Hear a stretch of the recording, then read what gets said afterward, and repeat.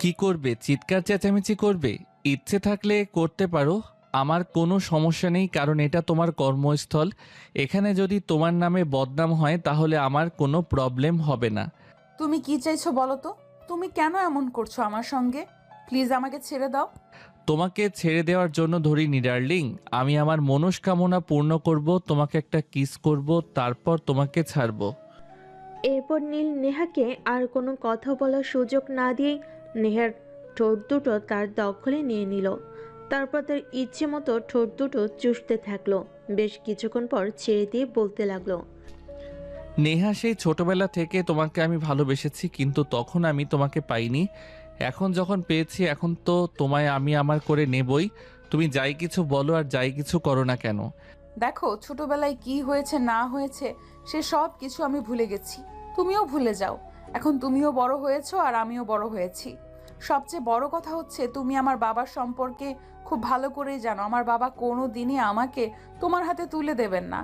আর তার চাইতেও বড় কথা হলো, আমার বাবা আমার বিয়ের সম্বন্ধ ঠিক করেছেন। সে তোমার বাবা যাই করুক না কেন, আমি তোমাকে ভালোবাসি, এই কথাটা চিরন্তন সত্য। আর আজ না হোক কাল তোমার বাবাকে নিজের হাতেই তোমাকে আমার হাতে তুলে দিতে হবে, এটাই সত্যি কথা। নীল, তুমি তো জানো আমার বাবার সম্পর্কে, আমার বাবা কেমন আর আমার চাচারা কেমন। সেই সব কিছু তাহলে কেন করছো তুমি আমার সঙ্গে? এরকম কেন? শুধু শুধু আমাকে নতুন করে কোনো কষ্ট দিতে চাইছো? আমি তোমাকে কোনো কষ্ট দিতে চাই না, আমি শুধু একটু ভালো থাকতে চাই তোমার ভালোবাসায়, ব্যাস এইটুকুই। এই বলতে বলতে নেহার ফোনটা বেজে উঠল। নেহা ফোনটা হাতে নিয়ে দেখে তার বাবা ফোন করেছে, তাই সে ফোনটা রিসিভ করে। আসসালামু আলাইকুম বাবা। ওয়ালাইকুম আসসালাম। মামুনি, তুমি কি হসপিটাল থেকে বের হয়েছো?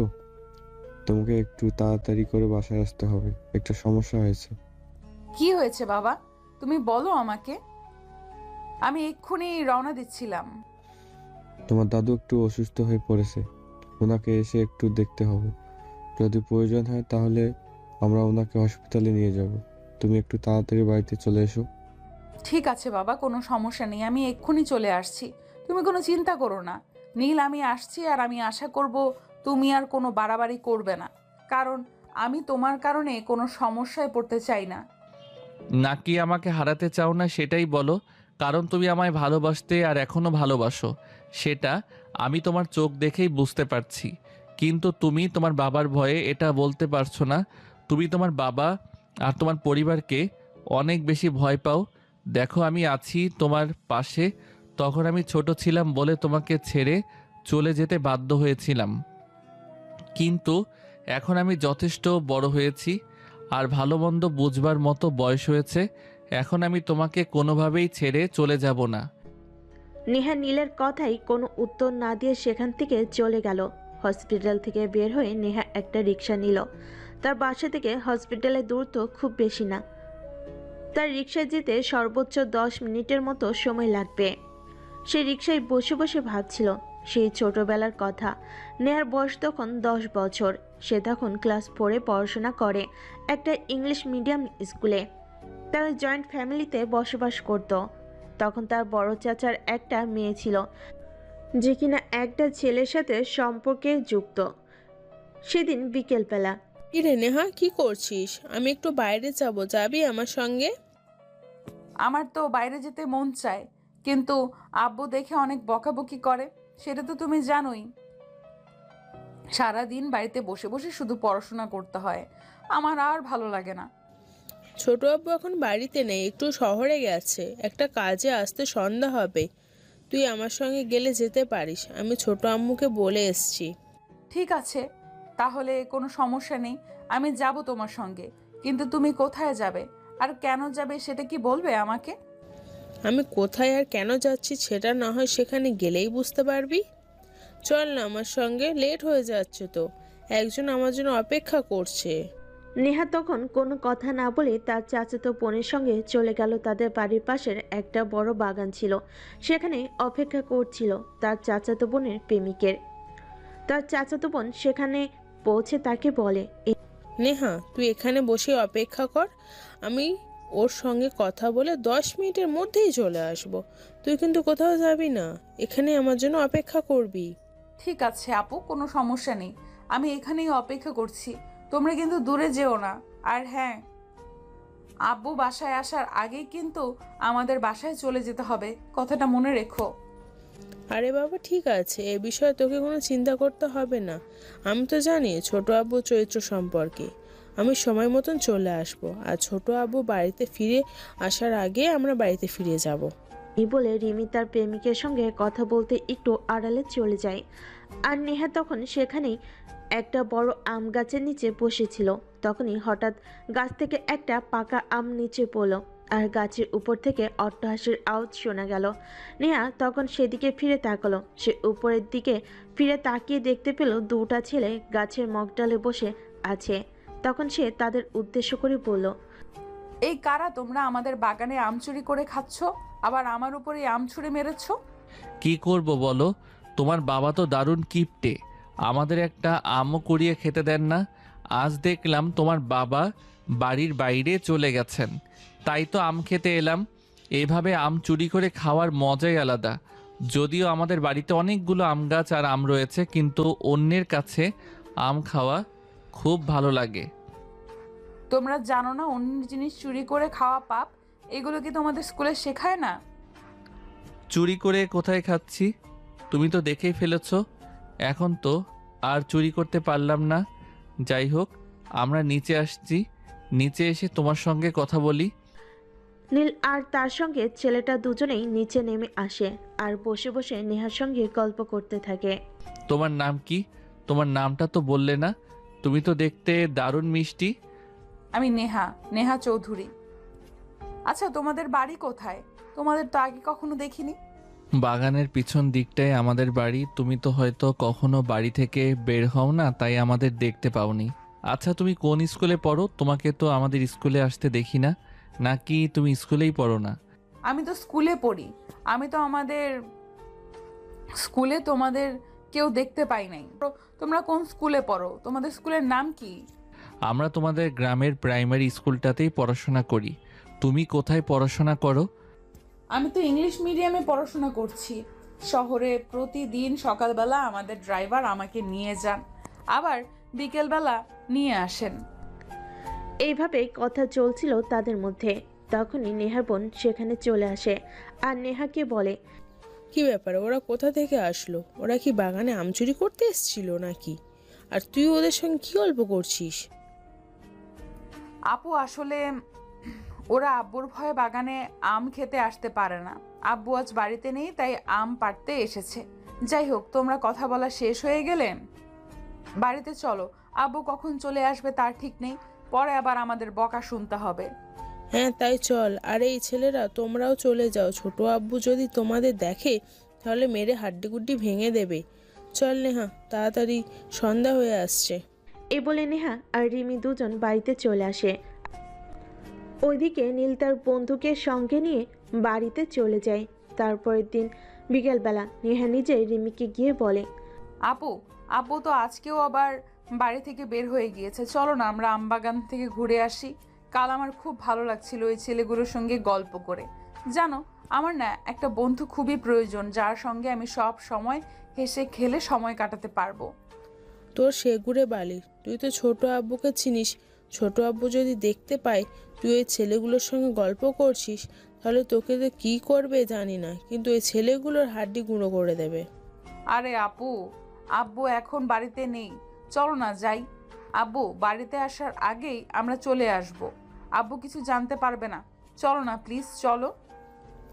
আচ্ছা ঠিক আছে চল, তবে হ্যাঁ, ছোট আব্বু বাড়িতে চলে আসার আগে কিন্তু আমাদের বাড়িতে আসতে হবে, এটা মাথায় রাখিস।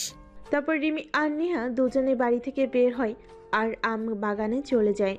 নেহা আর রিমি দুজনে বাগানে এসে দেখে গতকালকের মতো আজকে ওই ছেলে দুটো আম পেড়ে গাছের নিচে বসে খাচ্ছে। তখন নেহা ওদের উদ্দেশ্য করে বলে, গাছের পাকা পাকা আমগুলো কি শুধু তোমরাই খাবে? আমাদেরকেও দিবে? আমাদেরও তো আম খেতে মন চায়। প্লিজ আমাদের কিছু আম খেতে দাও না।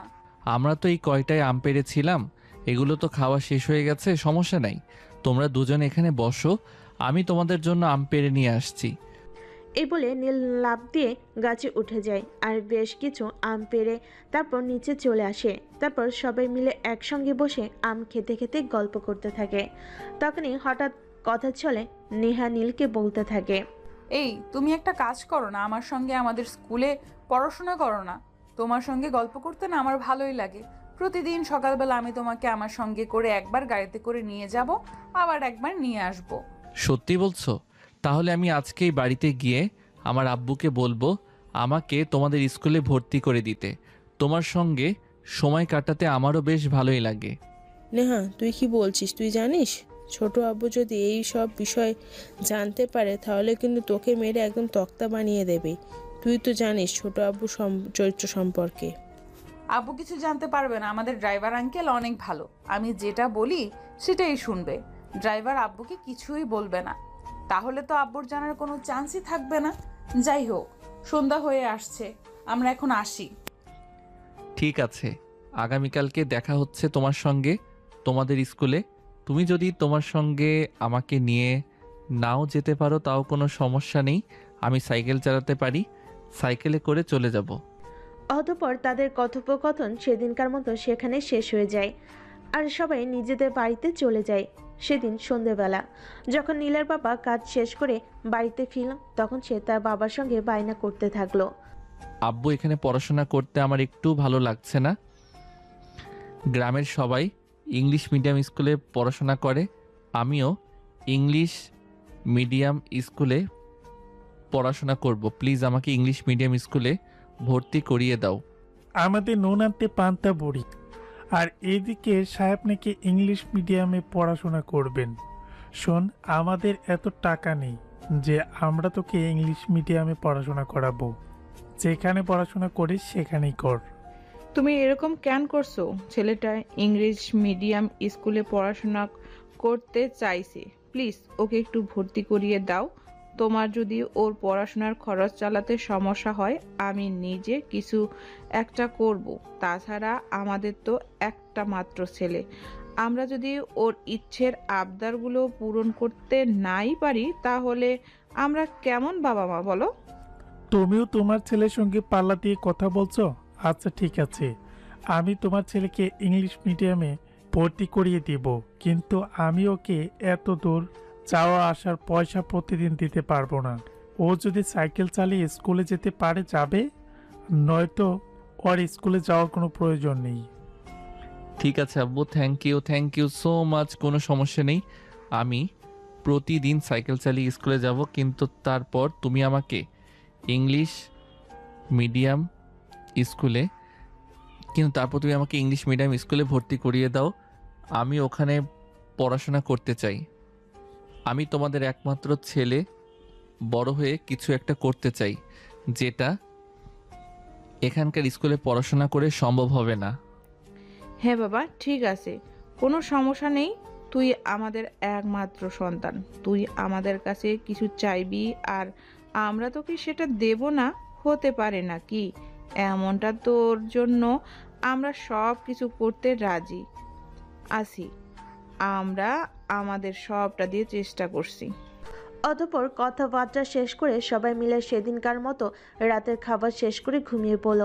পরের দিন সকালবেলা ঘুম থেকে উঠে নীল একদম পরিপাটি হয়ে রেডি হয়ে নিল। তার এমন অবস্থা দেখে তার আম্মু তাকে বলে, কি রে নীল, তুই কি স্কুলে পড়াশোনা করতে যাচ্ছিস নাকি এই বয়সে প্রেমের হাওয়া মনে ঢুকেছে সে যে এরকম হিরোর মতো সেজে তারপর স্কুল যাচ্ছিস? আরে আম্মু, এসব তুমি কি বলছো? আমি এখনো অনেক ছোট, ওসব করার বয়স আমার হয়নি। তাছাড়া ইংলিশ মিডিয়াম স্কুলে ভর্তি হতে যাচ্ছি বলে কথা, একটু তো পরিপাটি হয়ে যেতেই হবে, তা না হলে তো সবাই আমাকে বলবে আমি একটা গাইয়া খ্যাত। ইংলিশ মিডিয়াম স্কুলে পড়াশোনা করার মতো কোনো যোগ্যতাই আমার নেই, তাই তো একটু পরিপাটি হয়ে রেডি হয়েছি। ঠিক আছে বাবা, কোনো সমস্যা নেই, এখন একটু তাড়াতাড়ি বাড়ি থেকে বের হও। আমাকে আবার তোমাকে অ্যাডমিশন করিয়ে দিয়ে কাজে যেতে হবে। আমি যদি ঠিকঠাক মতো কাজ না করি তাহলে তোমার পড়াশোনার খরচ কে চালাবে সেটা তুমি আমাকে নিজেই বলো না। এভাবে কথা বলতে বলতে নীল আর তার আব্বু বাসা থেকে বের হয়ে চলে গেল স্কুলে অ্যাডমিশন করতে। স্কুলে অ্যাডমিশন পর্ব শেষ হলে নীল তার স্যার ক্লাসরুমে নিয়ে গেল। ক্লাসরুমে স্যারের সঙ্গে নীলকে দেখতে পেয়ে নেহা তো মহা খুশি। স্যার নীলকে সবার সঙ্গে পরিচয় করিয়ে দিল আর তারপর ক্লাস শুরু হলো। এদিকে দেখতে দেখতে টিফিন আওয়ার চলে আসলো। নীল আর নেহা দুজনে ক্যান্টিনে বসে আছে, সামনাসামনি গল্প করছে। নীল, তুমি তো আজ টিফিন নিয়ে আসোনি, চলো না আমরা টিফিন নিয়ে এসেছি, সেটা আজ দুজনে ভাগ করে খেয়ে নেই। তুমি তো শুধুমাত্র তোমার জন্যই টিফিন নিয়ে এসেছো। এখন যদি তোমার খাবারটা আমি খেয়ে ফেলি তাহলে তো তোমার ওইটুকু সামান্য খাবারে পেট ভরবে না, তখন তোমার কষ্ট হবে। আরে না না বাবা, সেরকম কিছুই হবে না, কারণ আমার বাবা আমাকে প্রতিদিন টিফিন বাবদ কিছু টাকা দিয়ে থাকেন, সেগুলো আমি প্রতিদিন খরচ করি না, আমার কাছে আমি জমিয়ে রাখি। আজকেও দিয়েছেন। আমরা টিফিন খেয়ে তারপর চলো ক্যান্টিন থেকে আরও কিছু কিনে খেয়ে নেই। আমি তো নিজে কিছু নিয়ে আসিনি, এখন কি তোমার থেকে সব পুরোটা খাওয়া ঠিক হবে? একদম এভাবে কথা বলবে না। তুমি তুমি আর আমি বন্ধু, আর বন্ধু বন্ধুর খাবার খাবে না তো কি করবে? এখন চুপচাপ খাবার খাওয়া শুরু করো দেখি। তখন নীল আর কোনো কথা না বলে নেহার সঙ্গে টিফিন খাওয়া শুরু করলো। এভাবেই কেটে গেল তাদের সেদিনকার দিনটা। স্কুল ছুটির পর নেহাকে তাদের ড্রাইভার আঙ্কেল নিতে আসলো, কিন্তু নীলের সেদিন প্রথম দিন, তাই সাইকেল নিয়ে আসেনি। তাই নেহা নীলকে বলেছিল, নীল, তুমি যেহেতু আজ সাইকেল নিয়ে আসোনি আর আঙ্কেলও চলে গেছে, এখন তো তোমাকে এই পুরোটা রাস্তায় হেঁটে হেঁটে যেতে হবে, কারণ তোমার কাছে তো কোনো টাকা নেই। তাই বলছিলাম কি, তুমি আমার সঙ্গে আমাদের গাড়িতে চলো, তোমাকে তোমাদের বাড়ির সামনে নামিয়ে দেব, তারপর আমি আমাদের বাড়িতে চলে যাব। আমি তোমার সাথে যেতেই পারি, আমার কোনো সমস্যা নেই, কিন্তু তোমার আব্বু যদি দেখে ফেলে তাহলে তো তোমার আব্বু অনেক বকাবকি করবে।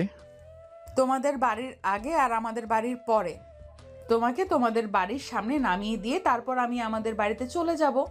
আর ড্রাইভার আঙ্কেলকে আমি বলে দিব, ড্রাইভার আঙ্কেল যাতে আব্বুকে এ ব্যাপারে কোনো কিছু না বলে, তাহলে আব্বু এ ব্যাপারে কোনো কিছুই জানবে না। তখন নীল আর কোনো কথা না বলে চুপচাপ নেহার সঙ্গে গাড়িতে উঠে বসলো। কিন্তু অঘটন ঘটলো মাঝ রাস্তায় যাওয়ার পর। নেহার আপু কোথাও একটা যাচ্ছিল, তিনি নেহাদের গাড়িটা দেখতে পেয়ে গাড়ি দাঁড় করালো আর নেহার সঙ্গে কথা বলতে গাড়ি থেকে নেমে আসেন। তখনই নেহার বুকটাও ভয়ে ধরপড় করছিল। কি রে নেহা, তোমার সঙ্গে গাড়ির ভিতর এই ছেলেটা কে? তো আগে কখনো দেখিনি। আব্বু, এই ছেলেটার বাড়ি আমাদের আমবাগানের পেছন দিকটায়, যে বড় বাড়িটা আছে ওই বাড়িটা। আসলে আমাদের স্কুলে আজকে অ্যাডমিশন নিয়েছে, তাই আমি বললাম আজ আমার সঙ্গে যেতে, কাল থেকে সাইকেলে করে আসবে। তুমি কি চেনো এই ছেলেটাকে? চেনা নেই, জানা নেই, এভাবে কাউকে নিজের সঙ্গে নিয়ে যাওয়াটা ঠিক নয়। আর এই ছেলে তুমি বা কেমন? তোমার বাবা মা তোমাকে কোন শিক্ষা দেয়নি নাকি? তোমার বাবা তোমাকে স্কুলে অ্যাডমিশন করিয়েছে, কিন্তু স্কুলে যাওয়া আসা করবার রিক্সা ভাড়ার টাকাটা দেওয়ার ক্ষমতা নেই। প্লিজ আব্বু, ওকে এইভাবে বলো না। ও আমার সঙ্গে আসতে চায়নি, আমি জোর করে ওকে আমার সঙ্গে নিয়ে এসেছি। ওর কোনো দোষ নেই, সব দোষ আমার। তোমার কিছু বলার থাকলে তুমি আমাকে বলো।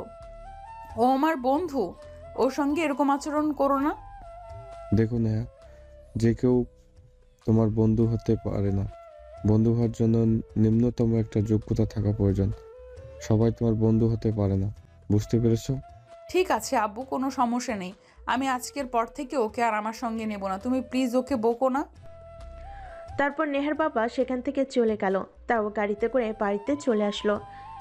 এর পরের দিন থেকে নীল প্রতিদিন সাইকেলে করে স্কুলে যেত আর নেহা তাদের গাড়িতে করে। এভাবেই চলতে থাকলো তাদের দিন। এভাবে নেহা আর নীলের মধ্যে একটা ভালো সম্পর্ক তৈরি হয়ে গেল। তার প্রতিদিন টিফিন ভাগ করে খেত। স্কুল শেষে মাঝে মধ্যে দুজন ঘুরতে যেত, যদিও নীল নেহার সঙ্গে যেতে চাইতো না, কারণ নীল জানতো নেহার বাবার চরিত্র সম্পর্কে। নেহার বাবা নেহার সঙ্গে নীলকে দেখলে বকাবকি করত। নেহা নিজে জোর করে নীলকে তার সঙ্গে নিয়ে যেত, কিন্তু দুর্ঘটনা ঘটল সেদিন ড্রাইভার কোনো কারণে নেহাকে আনতে যেতে পারেনি। তাই নীল নেহাকে সাইকেলে করে বাড়ি পৌঁছে দেওয়ার দায়িত্ব নেয় এবং মাঝ রাস্তা পর্যন্ত আসে। তখনই হঠাৎ নেহা বলে, আজকে তো ড্রাইভার আঙ্কেল আমাকে নিতে আসেনি। চলো না আমরা কোথাও থেকে ঘুরে আসি, বাড়িতে বলবো হেঁটে আসতে দেরি হয়েছে। আমি কিন্তু তোমার বাবাকে প্রচণ্ড ভয় পাই। তোমার বাবা যদি পরে আবার তোমাকে বকাবকি কিংবা মারধর করে। তোমাকে এই বিষয়ে চিন্তা করতে হবে না, চলো না যাই।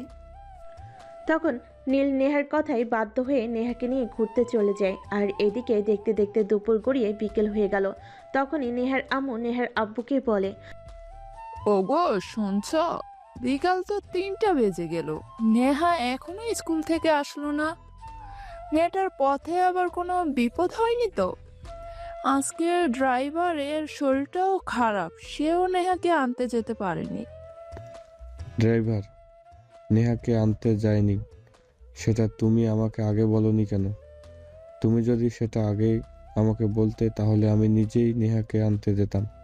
এখন মেয়েটা কোথায় আছে সেটা আমি কি করে জানবো? আরে আমি তো ভেবেছিলাম নেহা কোন একটা গাড়ি নিয়ে চলে আসবে, কিন্তু সে এখনো আসেনি। প্লিজ তুমি একটু একটা করো, কিছু একটা করো, আমার মেয়েটার যেন কিছু না হয়। নেহার আপু তখন নেহার আম্মুকে আর কিছু না বলে গাড়ি নিয়ে বের হয়ে পড়লেন। তিনি স্কুলে গিয়ে জানতে পারলেন স্কুল অনেকক্ষণ আগেই ছুটি হয়ে গেছে আর নেহা নীলের সঙ্গে স্কুল থেকে বের হয়েছে। তখন নেহার বাবার মনে একটু সন্দেহ হয়, এই ছেলেটা আবার নেহার সঙ্গে উল্টাপাল্টা কিছু করেনি তো। তাই তিনি আবার স্কুল থেকে বের হয়ে নেহাকে খুঁজতে থাকেন। তখনই হঠাৎ দেখেন মাঝ রাস্তায় নীল আর নেহা সাইকেল করে বাড়ির দিকে যাচ্ছে। তখনই সাইকেলের সামনে দিয়ে নেহার বাবা গাড়িটা দাঁড় করেন। নেহার বাবাকে দেখতে পেয়ে নীল আর নেহা দুজনেই ভয়ে থরথর করে কাঁপছিল। নেহার বাবা তখন নীলের সাইকেলের সামনে তাদের গাড়িটা দাঁড় করেন। নেহার বাবাকে দেখতে পেয়ে নীল আর নেহা দুজনেই থরথর করে ভয়ে কাঁপছিল। নেহার আপু তখনই তাদের দুজনের সামনে দাঁড় হয়ে ধমক দিয়ে তাদের বলেন, কি ব্যাপার নেহা, এতক্ষণ তুমি কোথায় ছিলে? তোমার স্কুল ছুটি হয়েছে সেই দুপুর 1টায়। আব্বু আসলে ওর সাইকেলটা নষ্ট হয়ে গেছিল, ওইটাই ঠিক করতে একটু সময় লেগেছে। ও সাইকেল নষ্ট হয়েছে, তাতে তোমার কি সমস্যা? তোমার কাছে কি টাকা ছিল না? তুমি কি একটা অটোতে করে বাড়িতে চলে যেতে পারতে না? তুমি কেন এই ছেলেটার সঙ্গে বসেছিলে? জবাব দাও আমাকে। আঙ্কেল, ওর কোনো দোষ নেই, আসলে আমি ওকে আমার সঙ্গে নিয়ে এসেছিলাম। আপনি ওকে প্লিজ বকবেন না। হ্যাঁ, চুপ কর ছোট লোকের বাচ্চা, তুই আমার মেয়ের সঙ্গে কেন এত মেলামেশা করিস? জানিস না তোকে আমি সহ্য করতে পারি না? দাঁড়া, আজকেই আমি তোদের একটা ব্যবস্থা করব। জানিস না তোরা আমার ক্ষমতা সম্পর্কে। আব্বু প্লিজ তুমি ওকে কিছু বলো না, ওর কোনো দোষ নেই, আমি নিজেই ওর সঙ্গে এসেছি। প্লিজ ওকে ছেড়ে দাও, চলো আমরা বাড়ি চলে যাই। নেহার আপু তখন রাগে ফুসফুস করছিল, কিন্তু তারপর তিনি নিজেকে সংযত করে নেহাকে নিয়ে বাড়িতে চলে যান। এরপর চলে গেল আরও কয়েকদিন। হঠাৎ একদিন বিকেলবেলা নেহার আপু একটা কাজে হঠাৎ করে বাসা থেকে বের হয়ে যান। তাই নেহা আমবাগানে চলে আসে নীলের সঙ্গে একটু দেখা করে কথা বলে সময় কাটানোর জন্য। কিন্তু নেহা ভুল করেও জানতো না যে তার আপু ওনার কাজ শেষ করে তাড়াতাড়ি চলে আসবেন। এদিকে নেহার আপু বাড়িতে এসে নেহাকে খুঁজতে শুরু করেন।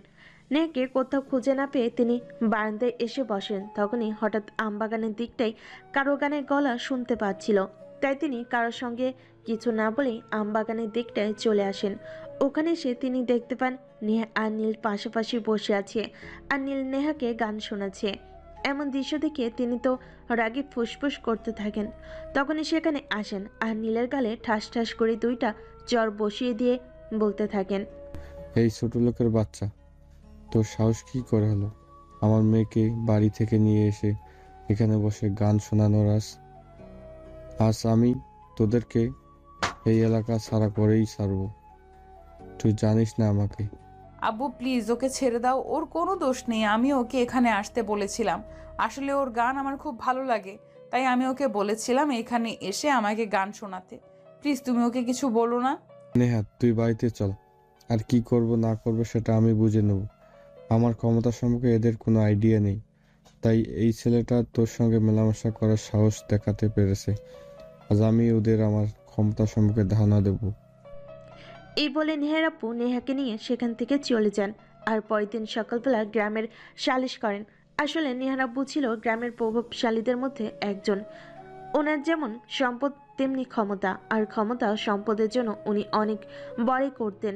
উনি এই গ্রামের অন্য কাউকে তেমন একটা পাত্তা দিতেন না। সালিশে সেদিন সবার সামনে বলেন, নীল জোর করে নেহাকে বাড়ি থেকে নিয়ে যায় আর বাগানে বসে গান শোনায়। ছেলেটার মধ্যে খারাপ চরিত্রের লক্ষণ আছে। তিনি আরো অনেক বাজে বাজে কথা বলেন নীলকে, এবং গ্রামের সবার কাছে বলেন যে নীল এবং তার পরিবারকে এই এলাকা ছাড়তে হবে। তার যদি এই এলাকায় থাকে তাহলে গ্রামের কোনো মেয়ে নিরাপদে থাকতে পারবে না। দেখুন, আপনারা ভুল করছেন। আমার ছেলে এরকম নয়। আমার ছেলে যথেষ্ট ভালো আর ভদ্র একটা ছেলে। আপনারা কেন অযথায় আমার ছেলেটাকে মিথ্যে দোষারোপ করছেন? প্লিজ, আমার ছেলেটার সঙ্গে আপনারা এরকম করবেন না। কিন্তু এ যুগে টাকা পয়সা কথা বলে, তাই নীলের বাবার কথা কেউ শুনলেন না।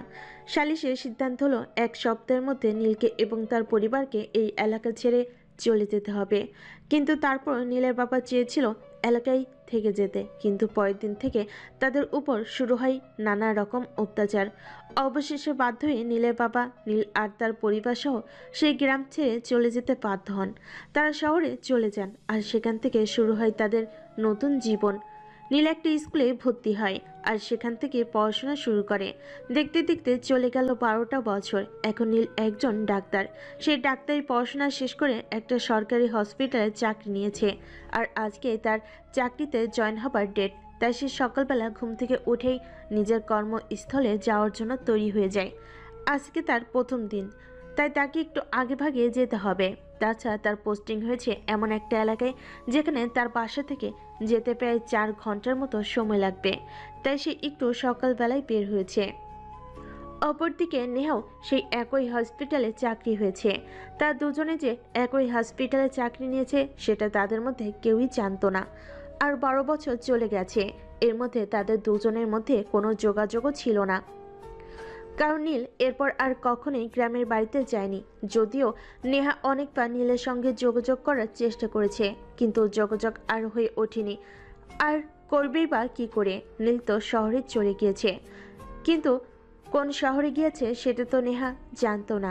আর নীল নিজে থেকে নেহার সঙ্গে কোনো যোগাযোগ করার চেষ্টা করেনি, কারণ তখন নেহা আর নেহার পরিবারের প্রতি ছিল তার এক আকাশ সমান ঘৃণা। কারণ তার আর তার পরিবারের কারণেই তাদেরকে নিজের ভিটে মাটি ছেড়ে অন্যত্র চলে যেতে হয়েছিল। নীল নিজের কর্মস্থলে পৌঁছায় আর চাকরি করতে থাকে। এভাবেই চলে গেল 1 সপ্তাহ। 1 সপ্তাহ পর হঠাৎই তার নেহার সঙ্গে দেখা হয়, কিন্তু সে নেহাকে চিনতে পায়নি। এক্সকিউজ মি মিস্টার, আপনি ডাক্তার নীল তো? হ্যাঁ, আমি নীল। কিন্তু আপনি কে? আপনাকে তো চিনতে পারলাম না। আর এই 1 সপ্তাহ হলো আমি এই হসপিটালে জয়েন করেছি। এর মধ্যে তো আপনাকে একদিন দেখতেও পেলাম না। আমার একটা সমস্যা ছিল যার কারণে বিগত 7 দিন আমি হসপিটালে আসতে পারিনি। যাই হোক, আপনাকে রাহুল স্যার ওনার কেবিনে ডেকেছেন, তাই বলতে এলাম। ওকে, ঠিক আছে, সমস্যা নেই, আমি পৌঁছে যাব। কিন্তু ম্যাডাম, আপনার পরিচয়টা তো জানা হলো না। যেহেতু আমরা একই হসপিটালে চাকরি করছি, আপনার পরিচয়টা তো আমার জানা দরকার, তাই না? এত তাড়াহুড়ো করার কি আছে? আমরা যেহেতু একই হসপিটালে চাকরি করছি, তাহলে সময় হলে অবশ্যই সব কিছু জানতে পারবেন। যাই হোক, আপনি যেহেতু এত করে বলছেন তাহলে বলে যাই, আমার নাম নেহা, নেহা চৌধুরী। যাই হোক, আমি আসছি। নেহা এই নামটা শুনে নীলের ভিতরে কেমন যেন একটা মোচড় উঠল, কিন্তু তারপর নীল নিজেকে স্বাভাবিক রাখার চেষ্টা করলো। কারণ সে মনে মনে ভাবছিল নেহা তো পৃথিবীতে হাজারটা মেয়ে থাকতে পারে, কিন্তু এই নেহাই কি সেই নেহা যাকে আমি ছোটবেলায় ভালোবেসেছিলাম? না, এমনটা হতে পারে না। এইভাবে নীলের মনের মধ্যে 7 পাঁচ ঘুরছিল। এসব ভাবতে ভাবতে নীল রাহুল স্যারের কেবিনে চলে গেলেন। Excuse me sir, may I come in? Doctor Neha বলল আপনি আমায় ডেকেছেন। হ্যাঁ, আপনার সঙ্গে একটু কথা বলার ছিল, তাই আমি ডেকেছিলাম। দেখুন, আপনি হসপিটালে জয়েন করেছেন 1 সপ্তাহ মতো হলো, আর ডক্টর নেহাও এখানে নতুন জয়েন করেছেন। তাই আমি চাই আপনাদের দুজনকে নিয়ে ভালোভাবে কিছু কাজ করতে। হ্যাঁ স্যার, অবশ্যই, বলুন আপনি কি করতে চান। আর স্যার, যদি কিছু মনে না করেন, আমি ডক্টর নেহার ব্যাপারে আপনাকে কিছু জিজ্ঞাসা করতে চাই। ডক্টর নেহার ব্যাপারে আপনি আমাকে কিছু জিজ্ঞাসা করতে চান? আচ্ছা বলুন তো, আপনি ডক্টর নেহার ব্যাপারে কি জানতে চান? সরাসরি তেমন কিছুই না, আমি আসলে ডক্টর নেহার পরিচয়টা জানতে চাই।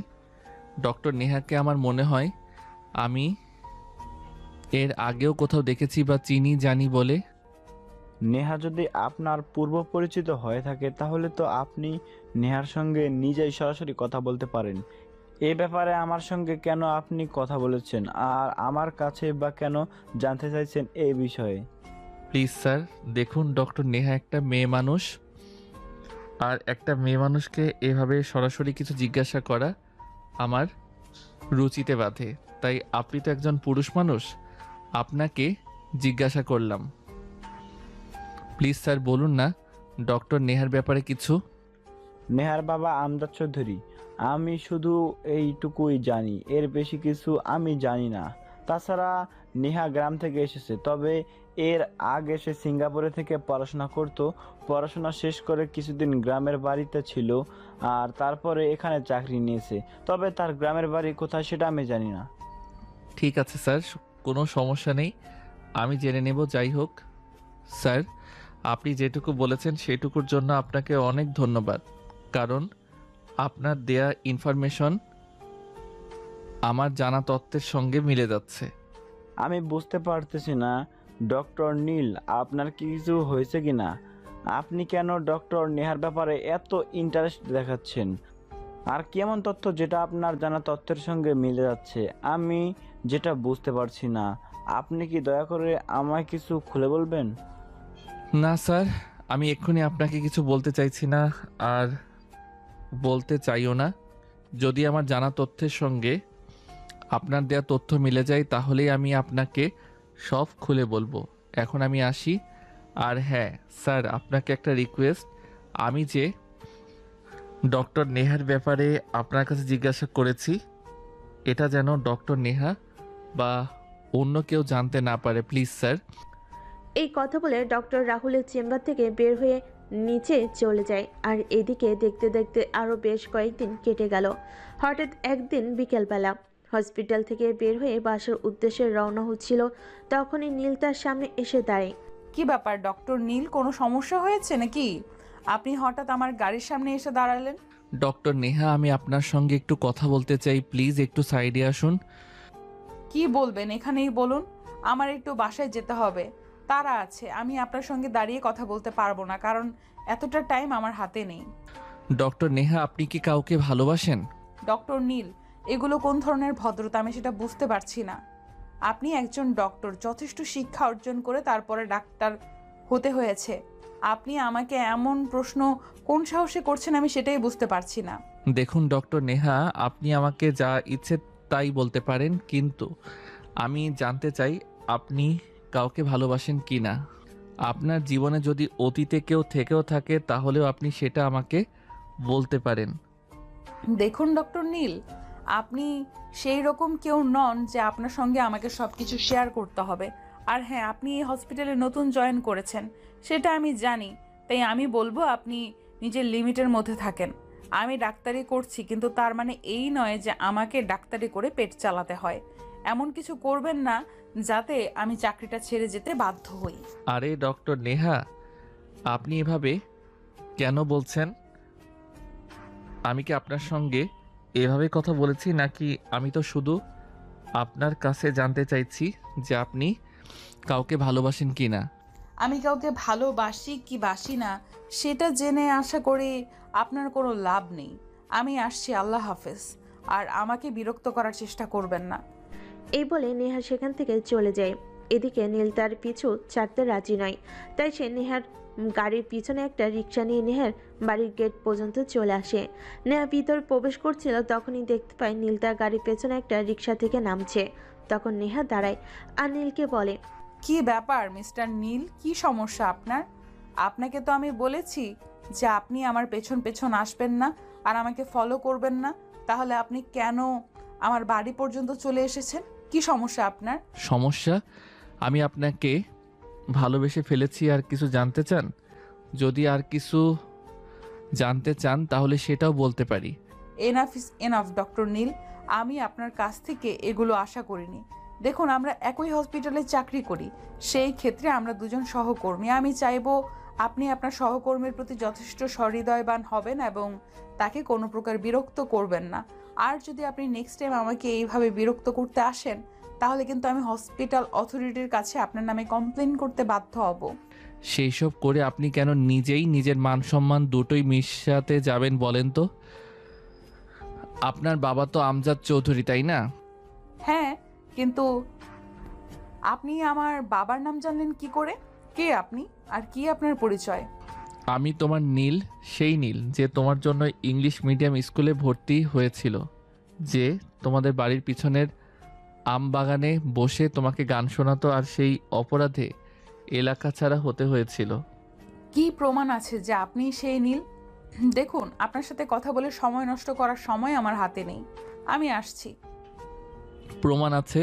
সেই ছোটবেলায় যখন আমি স্কুলে টিফিন নিয়ে যেতাম, তখন আমার টিফিন বক্সটা খুব একটা ভালো ছিল না, তাই তুমি তোমার একটা টিফিন বক্স আমাকে দিয়েছিলে, আর সেটা এখনো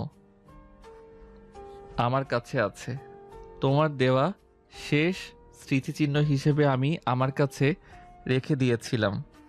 আমি যে সব কথা বিশ্বাস করি না, প্লিজ আপনি এখান থেকে চলে যান আর দয়া করে আমাকে বিরক্ত করবেন না। আর একটা কথা, আপনি যদি সেই মানুষটা হয়েও থাকেন, তাহলে এখন আমার কিছু করার নেই, কারণ আমার বাবা আমার জন্য বিয়ের সম্বন্ধ ঠিক করে রেখেছেন। আর আমি আমার বাবার পছন্দ করা সেই ছেলেটাকেই বিয়ে করব। আমি আমার বাবার কথা কখনোই অমান্য করি না। সেটা হবে না নেহা, কারণ সেই ছোটবেলা থেকে আমি তোমাকে ভালোবাসি আর তুমিও আমাকে ভালোবাসতে, কিন্তু তুমি তোমার বাবার ভয়ে এটা বলতে পারোনি। এখন তুমিও বড় হয়েছো আর আমিও বড় হয়েছি। এখন আমরা কাউকে ভয় পাই না, তাই আমাদের এখন সময় এসেছে নিজেদের ভালোবাসাকে নিজেদের করে নেবার। বাড়ির গেটের সামনে দাঁড়িয়ে এভাবে কথা বলছিল নীল আর নেহা। তখনই দোতলার বেলকনি থেকে নেহার আব্বু সেটা দেখে ফেলে আর নেহাকে ডাক দিয়ে বলে, কিরে নেহা, ওখানে কি করিস? আর এই ছেলেটা কে? ওই ছেলেটাকে তো আমাদের এলাকায় এর আগে কখনো দেখিনি। নেহা তখন তার আব্বুর কথার কোনো উত্তর না দিয়ে নীলকে বলতে থাকে, আপনি প্লিজ এখান থেকে চলে যান। আপনি আমার আব্বুকে চেনেন না। আমার আব্বু যদি জানতে পারে যে আপনি আমার সঙ্গে এখানে এভাবে এইসব কথা বলছেন, তাহলে মেরে আপনার হাড্ডিগুড্ডি সব ভেঙে ফেলবে। এই বলে নীলকে আর কোনো কথা বলার সুযোগ না দিয়ে নেহা সেখান থেকে দৌড়ে ভিতরে চলে আসে। আর ড্রয়িং রুমে আসতেই তার আব্বু আবার তার পথ আগলে দাঁড়ান আর তাকে বলে, কিরে নেহা, তোকে আমি কিছু জিজ্ঞাসা করছিলাম, কিন্তু তুই আমার কথার কোনো উত্তর দিসনি কেন? এই ছেলেটা কে আর তোর সঙ্গে কি কথা বলছিল? আব্বু, এই ছেলেটা এই শহরে নতুন এসেছে আর সামনের বাসার একটা ঠিকানা জিজ্ঞেস করছিল, তাই আমি তাকে বলে দিচ্ছিলাম। নেহা দেখ, আমি তোর চাইতে বয়সে বড়, তাই তোর বাবা হতে পেরেছি। আমাকে ভুলভাল বুঝাতে আসিস না। আমি দেখছি তুই অনেকক্ষণ ধরেই ছেলেটার সঙ্গে কথা বলছিস, বল আমাকে। আব্বু, ছেলেটা এলাকায় নতুন এসেছে, তাই অনেক কিছুই বলে তারপর বোঝাতে হয়েছে। আমি এই ছেলেটার সঙ্গে কি কথা বলতে যাব? তুমি কি আমায় বিশ্বাস করো না নাকি? আমি সেটাই বুঝতে পারছি না। ঠিক আছে, ভিতরে রুমে যাও। আর একটা কথা বলার ছিল তোমাকে। আগামীকাল তো শুক্রবার, তোমার যে ছেলেটার সঙ্গে বিয়ের দিন তারিখ ঠিক করে রাখা হয়েছে, সে বাংলাদেশে ফিরে এসেছে আর আগামীকালকেই তোমাদের এঙ্গেজমেন্ট হবে। আব্বু, এত তাড়াতাড়ি করার কি আছে? এসব সবে তো আমি ডাক্তারি পাশ করে চাকরি নিয়েছি। কয়েকটা দিন চাকরি করতে দাও, আমাকে একটু স্বাধীন হয়ে বাঁচতে দাও, তারপর বিয়ে শাদী নিয়ে চিন্তা করি। চাকরি বাকরি তো বিয়ের পরেও করতে পারবে, তাই না? ওই ফ্যামিলির কেউ তো তোমাকে চাকরি করতে নিষেধ করেনি। ছেলেটা এতদিন পর বাংলাদেশে এসেছে, তাই চাই এঙ্গেজমেন্ট সেরে তোমার সঙ্গে কিছু সময় কাটাতে। তারপরও বাবা, তুমি প্লিজ এই ছেলেটাকে বলো আমাকে আর কয়টা দিন সময় দিতে। আমি এখনই বিয়ে বা এঙ্গেজমেন্টের জন্য মানসিকভাবে প্রস্তুত নই। তুমি প্রস্তুত নও, নিজেকে প্রস্তুত করো। ছেলেটা বাংলাদেশে এসেছে শুধু তোমাকে বিয়ে করার জন্য। আর আমি কি করে এসব কথা বলবো বলো? আমি এসব কথা বলতে পারবো না। তুমি নিজেকেই তৈরি করো। নেহা তখন কোনো কথা না বলে সেখান থেকে সোজা নিজের রুমে চলে গেল। তারপর দরজা বন্ধ করে অনেকক্ষণ কান্নাকাটি করলো। নিজের অতীতের কথা মনে পড়ে কত সুন্দর ছিল সেই ছোটবেলাকার দিনগুলো। সে তো নীলকে সত্যি মন থেকে ভালোবেসে ফেলেছিল, যেটাকে ছোটবেলার প্রেম বা প্রথম ভালোবাসা বলা হয়ে থাকে। কিন্তু ভালোবাসাটা তার জন্য ভালো ছিল না, যার কারণে তার নীলকে হারিয়ে ফেলতে হয়েছিল। এখন যেহেতু আবার নীল ফিরে এসেছে, সে কি নীলকে পাবে? এসব চিন্তা করছিল নেহা। তার মনে আরও একটা চিন্তা ঘুরপাক খাচ্ছিল। সে কি তার নীলকে পেয়েছে, নাকি এটা নীলরূপী অন্য কেউ? এসব চিন্তা করতে করতে নেহা একদম চিন্তায় বিভোর হয়ে যাচ্ছিল। সে বেলকনিতে বসেছিল, এমন সময় হঠাৎ তার ফোনটা বেজে উঠল। সে মোবাইলটা হাতে নিয়ে দেখে একটা আননোন নাম্বার থেকে ফোন এসেছে।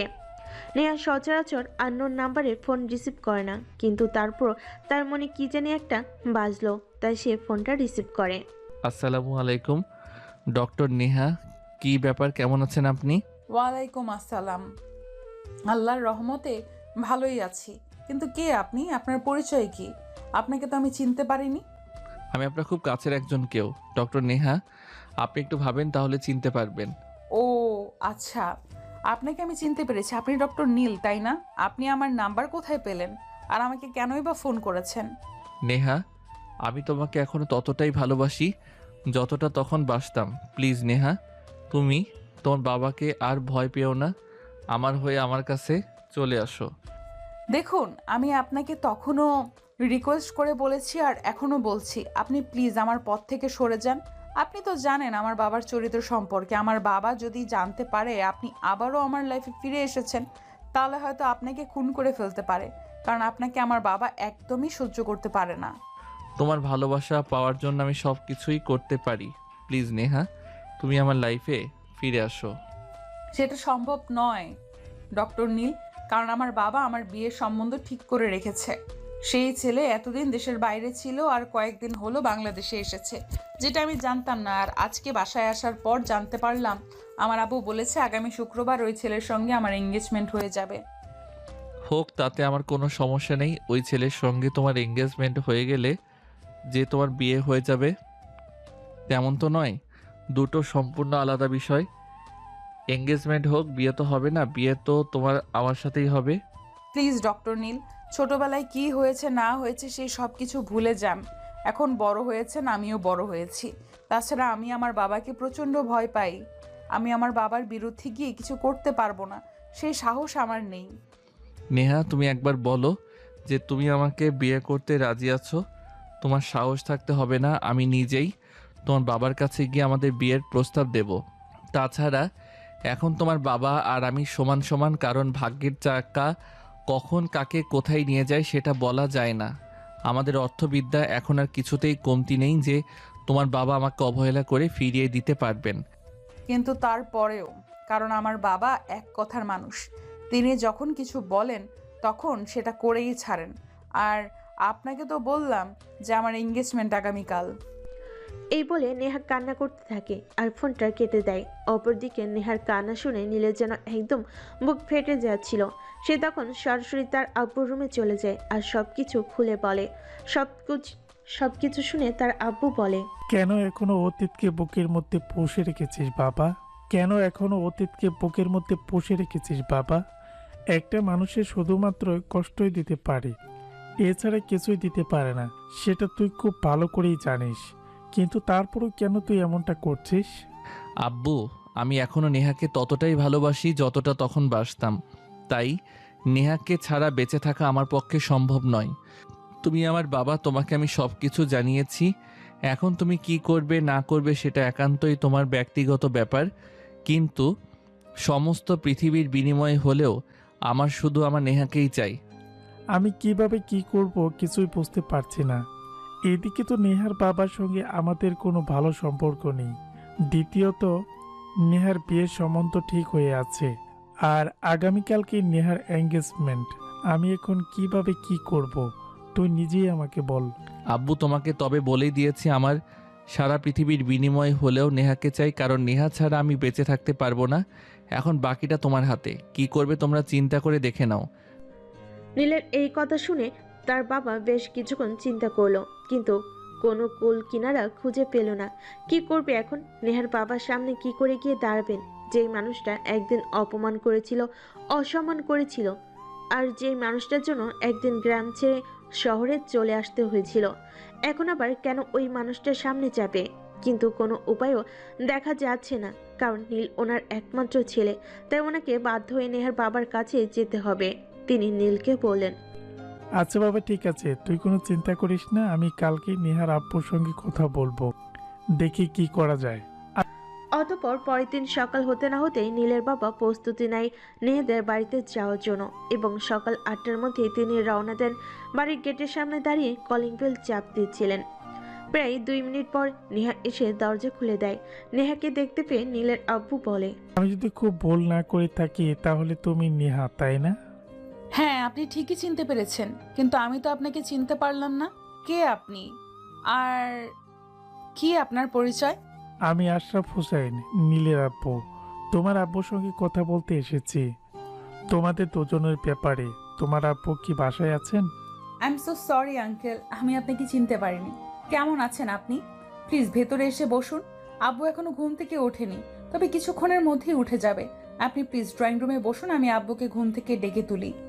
তাই বলে নেহা ভিতরের রুমে চলে গেল আর তার আব্বুকে ঘুম থেকে ডেকে তুলল।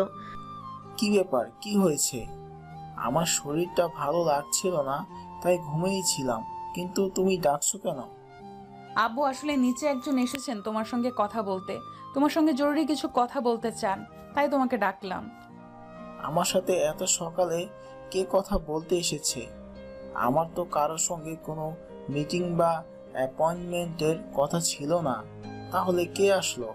আব্বু, আমি তো সেটা বলতে পারবো না, তবে উনি বলেছেন তোমার সঙ্গে উনি খুব জরুরি কিছু কথা বলতে চান। আচ্ছা ঠিক আছে, কোনো সমস্যা নেই, তুমি যাও, আমি এক্ষুনি যাচ্ছি, দেখছি কে এসেছে। নেহা তখন আর কোনো কথা না বলে চুপচাপ নিজের রুমে চলে গেল। আসলে সে বিষয়টা লুকিয়ে রেখেছে, কারণ সে নিজের মুখে তার বাবাকে কিছু বলতে চায় না। তাই তার বাবা নিজে গিয়ে কথা বলুক, তারপর তার বাবার সিদ্ধান্ত দেখবে। এদিকে তার বাবা ঘুম থেকে উঠে একটু ফ্রেশ হয়ে তারপর নিচে গেলেন। তিনি ড্রয়িং রুমে নীলের বাবাকে দেখতে পেয়ে বেশ অবাকই হলেন আর সিঁড়িতে নামতে নামতে বললেন, তা কি ব্যাপার, আপনি আমার বাড়িতে হঠাৎ? আর আমার বাড়ির ঠিকানাই বা পেলেন কোথায়?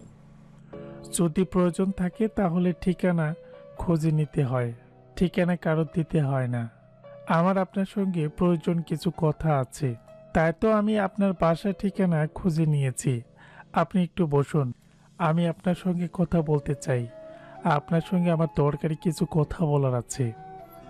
আমার সঙ্গে দরকারি কথা, তাও আবার আপনার? আমি তো সেটাই বুঝতে পারছি না। আপনি কি করতে এসেছেন আর কি বলতে এসেছেন? যাই হোক, আমার অত সময় নেই, আমার অফিসে যেতে হবে, তাই কি বলবেন তাড়াতাড়ি বলে ফেলুন।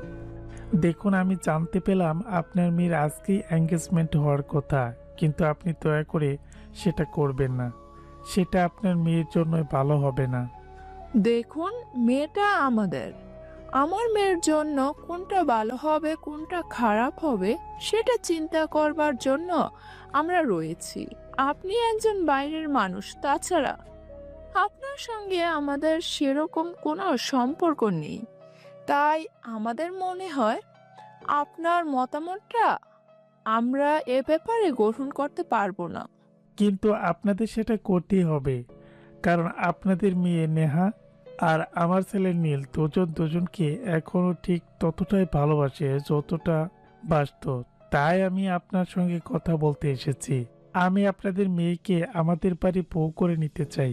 এই বলে এই কথা শুনে নেহার বাবা আর মা দুজনেই একদম তেলে বেগুনে জ্বলে উঠলেন। ওনারা কোনোভাবে এটা আশা করেননি যে কোনোদিনও নীল বা তার ফ্যামিলি আবার তাদের লাইফে ফিরে আসবে আর এমন কিছু অপ্রত্যাশিত ঘটনা ঘটবে। তাই নেহার বাবা রেগে খটখট করতে করতে বলেন, দেখুন, আপনার সঙ্গে এতক্ষণ পর্যন্ত ভদ্রভাবে কথা বলেছি, কিন্তু আপনি এখন ভদ্রতার সীমা লঙ্ঘন করেছেন। তাই আমার মনে হয় আপনার সঙ্গে আর ভদ্রতাভাবে কথা বলা উচিত নয়। দয়া করে আমাদের বাড়ি থেকে বের হয়ে যান, তা না হলে কিন্তু সিকিউরিটি ডেকে ঘাড় ধাক্কা দিয়ে বাড়ি থেকে বের করে দিতে বাধ্য হব। আপনারা যদি ভুল করেও সেটা করেন তাহলে সেটা আপনাদের জন্য খারাপ হবে, কারণ আমি একজন বাবা আর নেহারও আপনাদের সন্তান। আমি যখন চাই না যে আমার সন্তান কষ্ট পাক, তেমনি আপনিও চান না আপনার মেয়ে জোর করে অন্য একজনের সাথে বিয়ে দিতে পারেন, কিন্তু সখী কখনোই হতে পারবে না। আপনি এখনই আর এই মুহূর্তে আমাদের বাড়ি থেকে বের হয়ে যান। আমি আপনার সঙ্গে আর কোনো কথা বলতে চাচ্ছি না। আপনার সঙ্গে আমাদের আর কিছুই বলার নেই। আড়াল থেকে সবকিছু শুনছিল নেহা। নিজের আব্বুর এমন কথা শুনে আড়াল থেকে বের হয়ে এসে সবার সামনে দাঁড়িয়ে তার আব্বুকে বলে, আব্বু প্লিজ তোমরা ওনাকে ফিরিয়ে দিও না। আমি নীলকে এখনো ততটাই ভালোবাসি যতটা সেই ছোটবেলায় বাসতাম। নীলকে ছাড়া অন্য কাউকে আমি বিয়ে করতে পারবো না। প্লিজ তোমরা বোঝার চেষ্টা করো। আরে নেহা, এসব তুই কি বলছিস? তোর কাছে কি আমাদের মান ইজ্জতের কোনো দাম নেই? এছাড়া তুই খুব ভালো করে জানিস তো তোর আব্বু ওনার পরিচিত একটা ছেলের সঙ্গে তোর বিয়ের সম্বন্ধ ঠিক করেছেন, আর আজকে তোদের এনগেজমেন্ট। এখন এসব কথা বলতে তোর লজ্জা করছে না? আম্মু, ভালোবাসার মানুষকে নিজের করে চাওয়া আর পাওয়ার মধ্যে কখনো কোনো লজ্জা পাওয়ার কথাই নেই।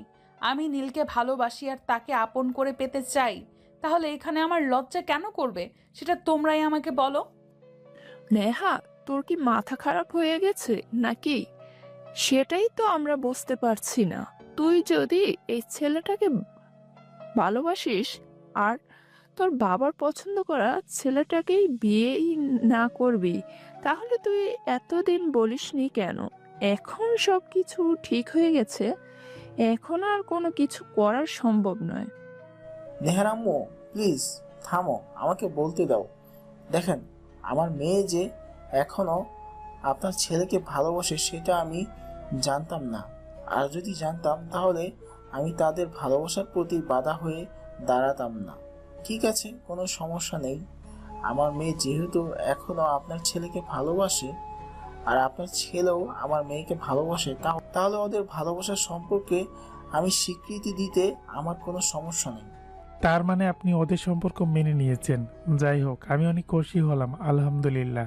আল্লাহ পাক আপনাকে দীর্ঘজীবী করুক, আর সেই সঙ্গে আমার হবু পুত্র বধূ আর আমার ছেলেকেও সুখী জীবন দান করুক। আব্বুর এমন সিদ্ধান্ত নেহা অনেক খুশি হয় আর খুশিতে লাফাতে লাফাতে নিজের রুমে চলে যায় আর মোবাইলটা বের করে সঙ্গে সঙ্গে নীলকে ফোন দেয়। নীল, একটা খুশির খবর আছে যেটা শুনলে তুমি অনেক খুশি হবে। আব্বু আমাদের সম্পর্কটা মেনে নিয়েছে আর ওই ছেলের সঙ্গে আমার এঙ্গেজমেন্ট হবে না। এখন তুমি আমাকে কবে বিয়ে করতে আসছো সেটাই বলো। শান্ত হও ডার্লিং, এত তাড়াহুড়া করার কি আছে? ভালোবাসা যদি সত্যি হয় তাহলে তো পাবেই। আমাকে একটু ধৈর্য ধরো। নেহা তখন নীলের এই কথার অর্থ বুঝতে পারেনি, তাই সে ফোনটা কেটে দেয় আর খুশি মনে নিজেকে প্রফুল্ল রাখতে শুরু করে। এরপর চলে গেল বেশ কয়েকদিন। সেদিন নেহার আপু নেহার কাছ থেকে নীলের ফোন নাম্বার নেয় আর নীলকে ফোন দিয়ে বলে, নীল, আমার শরীরটা তো ভালো যাচ্ছে না, তাই আমি ভেবেছিলাম আমি অসুস্থ থাকতে না থাকতেই আমার মেয়ের বিয়ে শাদির কাজটা সেরে নেই। তাই তোমাকে ফোন করা। তুমি কবে ফ্রি আছো সেটাই বলো, তাহলে আমরা ভালো কোনো দিন দেখে তোমাদের বিয়ের কাজটা সম্পূর্ণ করে ফেলি। আচ্ছা ঠিক আছে, আপনি কোনো চিন্তা করবেন না। আমি বাড়িতে কথা বলি, আব্বু আম্মুর সাথে কথা বলি, দেখি তাদের কবে সুবিধা হয়, তারপর আমি আপনাকে জানাচ্ছি। এরপর নীল তার আব্বুর সঙ্গে কথা বলে এবং বিয়ে ডেট ফিক্সড করে নেহার আব্বুকে জানিয়ে দেয়। এদিকে বিয়ের সমস্ত কার্যক্রম শুরু হয়ে গেছে, কেনাকাটা থেকে শুরু করে সব কিছু। ইতিমধ্যে আরও এক সপ্তাহ অতিবাহিত হয়ে গেল। আজ নেহা আর নীলের বিয়ের সমস্ত আয়োজন করা হয়েছে। এদিকে নেহা বউ সেজে বসে আছে আর বারবার নীলকে ফোন করে যাচ্ছিল, কিন্তু নীল ফোন তুলছে না। এদিকে বরযাত্রীর আসতে দেরি হচ্ছে দেখে নেহার আব্বু ও নীলকে ফোন করছিল, কিন্তু ফোনে পাচ্ছিল না। তাই তিনি নেহার সঙ্গে কথা বলতে আসেন। কে নেহা, কি হয়েছে? আমি তো কিছুই বুঝতে পারছি না। নীল ফোন তুলছে না কেন? আমি তো অনেকক্ষণ ধরেই ট্রাই করছি। এদিকে আত্মীয় স্বজন সবাই চলে এসেছে আর কাজী সাহেবও চলে এসেছে, এখনো নীলদের বাড়ি থেকে কেউ আসলো না আর নীলও আসলো না। ওদের কোনো সমস্যা হয়েছে কিনা আমি তো সেটাই বুঝতে পারছি না। আব্বু, আমি তো নিজেও সেটা ভাবছি, নীল কেন ফোন তুলছে না। আর এখনো কেনই বা এসে পৌঁছালো না? যদি কোনো অ্যাক্সিডেন্ট হতো তাহলে তো আমরা সেই খবরটা অন্তত পেতাম, কিন্তু এখনো তো কোনো কিছুই জানতে পারলাম না। আমার খুব টেনশন হচ্ছে আব্বু। মা প্লিজ, তুই কোনো টেনশন করিস না, আমরা দেখছি কি করা যায়। এদিকে সারা বাড়ি মেহমানদের মধ্যে কানাঘুষা শুরু হয়ে গেছে। সবাই এটা ওটা বলছে, কিন্তু নেহার আব্বু সেগুলো কখন শুনবে? এদিকে মেয়ের জামাই আসছে না, এটা সেটা চিন্তা করেই তিনি কুলকিনারা পাচ্ছেন না। এখন আর অন্যদের কথায় কখন গুরুত্ব দেবেন? এভাবে দেখতে দেখতে সারাটা দিন কেটে গেল। নীল একটিবারও ফোন তুললো না, আর ফোন করলো না। বাড়ির সমস্ত মেহমান আর আত্মীয় স্বজন সবাই চলে গেল। নেহার বাবাকে সবাই অনেক কথা শোনাচ্ছিল। এদিকে নেহাও লজ্জে আর অপমানে ঘরের দরজা বন্ধ করে শুয়েছিল। কাউকে কিছু বলতে পারছিল না। আর সে বলবেই বা কি? একটা মানুষকে এতটা ভালোবেসেছে, আর সেই মানুষটার সঙ্গে বিয়ে হওয়ার কথা ছিল, কিন্তু সেই মানুষটা কোনো খোঁজই নেই। কি হলোটা কি সে সেটাই বুঝতে পারছে না। রেগে বিকেল পেরিয়ে সন্ধ্যা, সন্ধ্যা পেরিয়ে রাত হয়ে আসলো। রাতে তখন আনুমানিক 10টা বাজে। তখনই হঠাৎ নীলের থেকে নেহার ফোনে কল আসে। নেহা ফোনটা পেয়ে সঙ্গে সঙ্গে রিসিভ করে আর কান্না করতে করতে বলে, নীল, তুমি কোথায়? সারাদিন কোথায় ছিলে? আমি কত টেনশনে ছিলাম জানো? একদিকে সবাই অপেক্ষা করছে, আমি বউ সেজে বসে আছি তোমার জন্য, আর তুমি আসলে না। কি হয়েছে তোমার? কোথায় আছো তুমি? তোমার কোনো বিপদ আপদ হয়নি তো? নেহার এই কথা শুনে নীল হাসতে হাসতে নেহাকে বলে, হা হা হা, বিপদ আপদ? তাও আবার আমার হাসালে তুমি? আমার কোনো বিপদ আপদ হতে যাবে কেন? আমি তোমার বাবাকে বোঝালাম অপমান বিষয়টা কতটা কষ্টের। সেদিন যখন তোমার বাবা আমার বাবাকে অপমান করে এলাকা ছাড়া করেছিল, আমার বাবার কতটা কষ্ট লেগেছিল সেটা আমি তোমার বাবাকে আজ বুঝিয়ে দিলাম। তোমার বাবা আজ বুঝতে পারবেন। আজ তো তোমার বাবাকে হাজারটা মানুষের কথা শুনতে হয়েছে। কেমন লেগেছে তোমার বাবার একটু জিজ্ঞাসা করো গিয়ে। নীল, এসব তুমি কি বলছো? তোমার কি মাথা খারাপ হয়ে গেছে নাকি, যে তুমি পাগলের মতো প্রলাপ করছো? তুমি আমাকে ভালোবাসো আর আমি তোমাকে ভালোবাসি। আমরা দুজন দুজনকে বিয়ে করতে চাই, আর আজ আমাদের বিয়ে হওয়ার কথা ছিল। সেখানে তুমি আসলে না, কিন্তু কেন আসলে না সেটা অন্তত আমাকে বলো। সেদিন তোমার বাবা আমার বাবাকে আমার পুরো ফ্যামিলিকে অপমান করে যতটা আনন্দ পেয়েছিলেন, ঠিক ততটা আনন্দ আমিও পেলাম। তোমার বাবা সেদিন আমাদেরকে গ্রাম ছাড়া করে আমাদের যতটা কষ্ট দিয়েছিলেন, সেটা আমি তোমার বাবাকে আজ ফিরিয়ে দিলাম। এখন তো হয়েছে সমান সমান। তোমার কি মাথা খারাপ হয়ে গেছে? কি বলছো তুমি জানো? প্লিজ, কি হয়েছে তোমার? তুমি আমাকে খুলে বলো। আমি এসব কথা আর শুনতে পারছি না। আমার তোমাকে আর কিছুই বলার নেই, যা বলার বলে দিয়েছি। এখন বাকিটা তুমি বুঝে নাও। না বুঝলে বুঝতে পারো, না বুঝতে নাই। আজকের পর আর কখনোই তুমি আমার সঙ্গে যোগাযোগ করার চেষ্টা করবে না। এই কথা বলে সঙ্গে সঙ্গে নীল ফোনটা কেটে দেয়। আর এদিকে নেহা পাগলের মতো পাগলামো শুরু করে দেয়। তখনই তার চিৎকার চেঁচামেচি শুনে তার আব্বু সেই রুমে আসে আর তাকে জিজ্ঞাসা করে, কে না, কি হয়েছে তোর? তুই এইভাবে কান্না করছিস কেন? চিৎকারই বা কেন করছিস? আব্বু, আমার সব শেষ হয়ে গেল। নীল এই সব কিছু জেনে শুনেই করেছে। প্লিজ তোমরা আমাকে ক্ষমা করে দাও। আমি এত বড় একটা ভুল করব কখনোই ভাবতে পারিনি। বাবা, নীল এটা কি করে আমার সঙ্গে করতে পারলো? আমি তো তাকে এখনো ততটাই ভালোবাসতাম। কেন করলো সে আমার সঙ্গে এরকম? কি বলছিস তুই? আমি তো নিজেরে কোনোভাবে বিশ্বাস করতে পারছি না। তারা নিজেরাই এগিয়ে সম্বন্ধ করলো আর তারাই এমনটা করতে পারলো? এটা তো আমি ভাবতেই পারছি না। যাই হোক মা, তুই কোনো টেনশন করিস না, দেখা যাক কপালে কি আছে। আরেকটা কথা মনে রাখবে, আল্লাহ যা করে ভালোর জন্যই করে। হয়তো আল্লাহ তোর জন্য ভালো কিছু রেখেছে। আব্বু, আমি নীলকে ভালোবাসি। নীলকে ছাড়া বেঁচে থাকা আমার পক্ষে সম্ভব নয়। আমি অন্য কাউকে কিভাবে কল্পনা করতে পারি? সে আমার সঙ্গে কেন এত বড় প্রতারণা করলো? কেন এরকমটা করলো? আমি তো সেটাই বুঝতে পারছি না। এদিকে নীল, এটা তুই কি করলি? কেন করলি মেয়েটার সঙ্গে এরকম? মেয়েটা তোকে ভালোবাসে আর তুইও তাকে ভালোবাসিস, কেন মেয়েটাকে কষ্ট দিচ্ছিস? আর তারপরও ফ্যামিলিকে কেন এভাবে অপমানের সম্মুখীন করলি? কাউকে অপমান করাটা আর কারোর ভালোবাসাকে উপেক্ষা করাটা কতটা অপমান আর কতটা কষ্টের সেটা তারাও বুঝুক। সেদিন আমাদের কতটা কষ্ট হয়েছিল নিজেদের ভিটেমাটি ছেড়ে দূরে চলে যেতে। আজকে তাদেরকেও আমি সেটা বুঝিয়ে দিলাম। কিছু কিছু মানুষকে শিক্ষা দেওয়ার প্রয়োজন আছে। কিন্তু তুই এটা একদমই ঠিক করিসনি। যেটা হওয়া সেটা হয়ে গেছে। এখন পুরো বিষয়গুলো টেনে এনে কোনো লাভ নেই। আমি নেহার আব্বুর সঙ্গে কথা বলি। তুই প্লিজ এখন যা, নেহাকে আমাদের বাড়ি নিয়ে আয়। মেয়েটা তোকে ভালোবাসে, কষ্ট দিস না এইভাবে।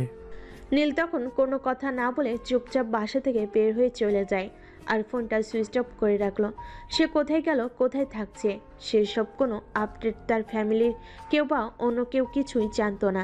সে একদম নিরুদ্দেশ হয়ে চলে গেছে। এদিকে নেহা তো পাগলের মতো করছে। নীলকে সে প্রচণ্ড ভালোবাসে। সে সারাক্ষণ শুধু বসে বসে কান্নাকাটি করছে, খাবারও খাচ্ছে না, কারোর সঙ্গে কোনো কথা বলছে না। এরকম অবস্থা দেখে নেহার আব্বু নীলের আব্বুর সঙ্গে যোগাযোগ করার চেষ্টা করেন এবং অনেক খোঁজ নিয়ে নীলের বাড়ি পর্যন্ত তিনি পৌঁছে যান। ড্রয়িং রুমে নীলের আব্বু আর নেহার আব্বু দুজনের সামনাসামনি বসে আছেন। তখন নীলের আব্বু নেহার আব্বুকে বলে, দেখুন, আমি আপনাকে কি বলবো বাসা খুঁজে পাচ্ছি না। আমি নিজেই বুঝতে পারছি না আমার ছেলে কি করে এরকমটা করতে পারলো। আর সেদিনের পর থেকে বাড়ি থেকে চলে গেছে কোথায় যেন, কোনো খোঁজ খবর আমি কিছুই জানি না। আমিও তো সেটাই বুঝতে পারছি না, নীল কি করে এরকমটা করতে পারলো। আমি তো কিছুই বুঝতে পারছি না। এদিকে আমার মেয়েটাও পাগলের মতো করছে, খাচ্ছে না, ঘুমাচ্ছে না, সারাক্ষণ শুধু কান্না করছে। কি করব কিছুই বুঝতে পারছি না। কিন্তু নীল কেন এরকমটা করলো? এভাবে দুজনে কথা বলতে থাকলো, কিন্তু কি করবে কিছুই করার নেই। তখন নেহার আব্বু নীলের আব্বুকে বলে, আচ্ছা, একটা কাজ করা যায়, চলুন আমরা নেহার সঙ্গে গিয়ে কথা বলে দেখি নেহার কাছ থেকে কোনো কিছু জানা যায় কিনা, নেহাকে একটু শান্ত করা যায় কিনা। অতঃপর নীলের আব্বু আর নেহার আব্বু দুজনে নেহাদের বাড়িতে চলে গেল। নেহা তখনও নিজের রুমে বসে বসে কান্না করছিল। তার দুনিয়ার কোনো হুঁশ নেই, সে একমনে কান্না করে চলেছে। নীলের আব্বু তখন নেহার পাশে গিয়ে বসলো আর মাথায় হাত রেখে বলল, মামনি, তুমি প্লিজ কান্না করো না। আমি জানি তোমরা দুজন দুজনকে অনেক ভালোবাসো। এভাবে চলে যাওয়ার কারণটা আমরা কিছুই বুঝতে পারছি না। তার সঙ্গে যোগাযোগ করার অনেক চেষ্টা করেছি, কিন্তু কোনোভাবেই পেরে উঠছি না। আঙ্কেল, নীল কেন করলো আমার সঙ্গে এরকমটা? আমি তো তাকে প্রচণ্ড ভালোবাসি। তাকে ছাড়া তো আমি আমার জীবনটা কল্পনাও করতে পারি না। একটা সময় ভেবেছিলাম হয়তো জীবনে আর কোনো দিন তার সঙ্গে দেখা হবে না, কিন্তু আল্লাহ পাক পৃথিবীটা গোল করে রেখেছেন, তাই দিন শেষে আবারও তার সঙ্গে দেখা হয়ে গেল আর পুরনো ভালোবাসা জেগে উঠল। কিন্তু এরকমটা হবে আমি তো এটা কল্পনাও করতে পারিনি। তুমি প্লিজ নিজেকে শান্ত করো। নীল তোমার ছিল, তোমারই থাকবে, সে তোমাকেই ভালোবাসে। তুমি ছাড়া দ্বিতীয় কোনো নারী তার জীবনে নেই, আর আসবেও না। না, তুমি আল্লাহর উপর ভরসা রাখো। তুমি আল্লাহর উপর ভরসা রাখো, সে নিশ্চয়ই তোমার কাছে ফিরে আসবে। কবে আসবে আর কি করে আসবে? আজ তো 1 সপ্তাহের বেশি হয়ে গেল, এখনো তো তার কোনো খোঁজ খবর নেই। সে কোথায় গেছে, কি করছে না করছে, কোনো খোঁজ খবরই তো আমরা জানি না। কি করে আমরা তাকে খুঁজে পাবো? মা, তুমি আল্লাহর উপর ভরসা রাখো, ফয়সালা মেনে নিতে হবে। আর আল্লাহ নিশ্চয়ই আমাদের সবার জন্য খুব ভালো কিছু রেখেছে। আর নীল তো ছোট বাচ্চা নয় যে সে ভুলভাল কিছু করবে। সে অ্যালার্ট, ভালো মতো বোঝার জন্য যথেষ্ট বয়স আর বুদ্ধি তার রয়েছে, তাই সে নিশ্চয়ই খারাপ কিছু করবে না। তার উপর ভরসা রাখো। এভাবে নীলের আব্বু আর নেহার আব্বু দুজনে নেহাকে বেশ কিছুক্ষণ বোঝালো। আর অনেকক্ষণ পর নীলের আব্বু নিজের বাড়িতে চলে গেলেন। এদিকে দেখতে দেখতে প্রায় 2 মাস হয়ে গেল, এখনো নীলের কোনো খোঁজ খবর নেই। সব বন্ধু বান্ধবের কাছে খোঁজ নেওয়া হয়েছে, কিন্তু তার কোনো খোঁজ পাওয়া যায়নি। তাকে সমস্ত আত্মীয় স্বজনের বাড়িতেও খোঁজা হয়েছে, কিন্তু কোনোভাবেই তাকে খুঁজে পাওয়া যায়নি, আর তার সঙ্গে কোনো যোগাযোগও করা যায়নি। আস্তে আস্তে সবাই বিষয়টা একটু ভুলতে শুরু করছে। এভাবে দেখতে দেখতে 2টা বছর কেটে গেল। নীল এখনো কাউকে বিয়ে করেনি, কারণ সে নীলকেই এখনো ভালোবাসে। সে তার জীবনে নীল ছাড়া আর অন্য কাউকে কল্পনা করতে পারে না। নেহার আব্বু নেহাকে অনেক বুঝিয়েছে, অনেক চেষ্টা করেছে অন্যত্র বিয়ে দেওয়ার জন্য, কিন্তু নেহা কোনোভাবে রাজি হয়নি। সে সবাইকে পরিষ্কার করে জানিয়ে দিয়েছে নীল যদি তার জীবনে না আসে, তাহলে অন্য কোনো পুরুষ তার জীবনে আসবে না। নেহাকে নেহার আব্বু বুঝিয়েছে, নীলের আব্বু, কিন্তু অনেক বুঝিয়েছে নেহাকে বিয়ে করে নেওয়ার জন্য, কিন্তু নেহা তবুও কারোর কোনো কথাই শোনেনি। তার একটাই কথা, বাঁচলে নীলের জন্যই বাঁচবে, আর মরলেও সে নীলের জন্যই মরবে। নীল তার জীবনে ছিল আর থাকবে, এটাই শেষ কথা। এভাবে কাটতে থাকে নেহার দিনগুলো। হঠাৎ একদিন নেহা হসপিটালে ডিউটি শেষ করে বাসায় ফিরছিল, তখনই হঠাৎ রাস্তার মাঝখানে তার গাড়ির সামনে আর একটা গাড়ি এসে দাঁড়ায়। সে অনেকটা ভয় পেয়ে যায় আর আতঙ্কে থাকে, কোনো মাস্তান বাহিনী তার সামনে এসে দাঁড়ালো কিনা সেটা নিয়ে। কে আপনি, আর আমার গাড়ির সামনে গাড়ি দাঁড় করিয়েছেন কেন? তখনই কোনো কথা না বলে গাড়ির ভিতর থেকে নীল বের হয়ে আসে আর নেহার সামনে দাঁড়ায়। নেহা নীলকে দেখে একদম অবাকের চূড়ান্ত সীমায় পৌঁছে গিয়ে জিজ্ঞাসা করে, আরে নীল, তুমি এখানে কি করে আর কোথা থেকে আসলে? তুমি জানো তুমি চলে যাওয়ার পর আমরা সবাই তোমাকে কত খুঁজেছি, কতবার তোমার সঙ্গে যোগাযোগ করার চেষ্টা করেছি, কিন্তু কোনোভাবেই তোমার সঙ্গে যোগাযোগ করতে পারিনি। তুমি কোথায় ছিলে এতদিন? কেন যোগাযোগ করোনি আমাদের সঙ্গে? আমি সরি নেহা, প্লিজ আমাকে ক্ষমা করে দাও। আমি যে ভুলটা করেছি জানি আমার অযোগ্য, তারপর আমি তোমার কাছে ক্ষমা চাইছি। প্লিজ আমাকে ক্ষমা করে দাও। তোমাকে ক্ষমা চাইতে হবে না, আর আমি তোমাকে ক্ষমা করে দিয়েছি। দেখো, আমি তোমাকে ভালোবাসি, তোমার জন্য আমি সব কিছু করতে পারি, কিন্তু তুমি আমাকে এইটা বলো যে সেদিন তুমি কেন কাউকে কোনো কিছু না বলে বাড়ি থেকে বের হয়ে চলে গিয়েছিলে, আর এতগুলো বছর তুমি কোথায় ছিলে?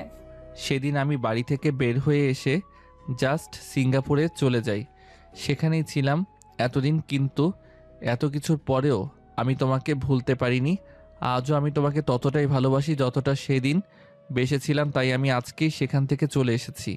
প্লিজ নেহা, তুমি আমাকে ক্ষমা করে দাও আর তোমার জীবনে ফিরিয়ে নাও। তোমাকে ছাড়া আমি নিজেকে কল্পনা করতে পারি না। আমি তোমাকে আমার জীবনে ফিরিয়ে নেব, আর তুমি আবারও আমার সঙ্গে সেম কাজটা করে আমাকে কষ্ট দিয়ে আমাকে ফেলে রেখে চলে যাবে। কখনোই না নেহা, আর কখনোই তোমাকে ফেলে রেখে চলে যাব না। আমি জানি আমি রাগ আর জেদের বশে যেটা করেছি সেটা খুবই খারাপ কাজ করেছি, কিন্তু বিশ্বাস করো, তোমাকে আমি একটা সেকেন্ডের জন্যও ভুলে থাকতে পারিনি। সারাক্ষণ আমার শুধু তোমার কথাই মনে পড়েছে। তোমাকে ছাড়া আমি কি করে থাকবো তুমি বলো আমাকে? সত্যি বলছো তো তুমি? তুমি আর কখনো আমাকে ছেড়ে যাবে না তো? সারা জীবন তুমি আমার হয়ে থাকবে তো?